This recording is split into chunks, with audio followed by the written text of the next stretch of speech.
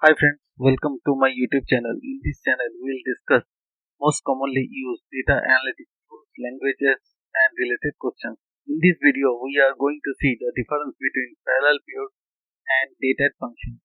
Dataset named Global Superstore 2015 used for the demo. Parallel period return a table that contains a column of date that represents a period parallel to the date in the specified date column. Syntax: parallel period function contains three parameters: date, number of interval.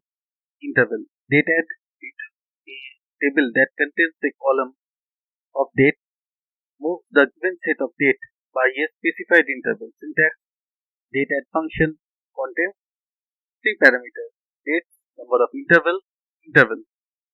We can see an example in Power BI. I understand in Dax Studio. A slicer, we selected year 2015, month July, date 25th. We can see clearly data is different between PPD and DAD. PPD stands for parallel period and DAD stands for DATEADD. Now to understand further, we can create the same in Dax Studio. Parallel period return period parallel to the date in the filter and DATEADD return specified interval.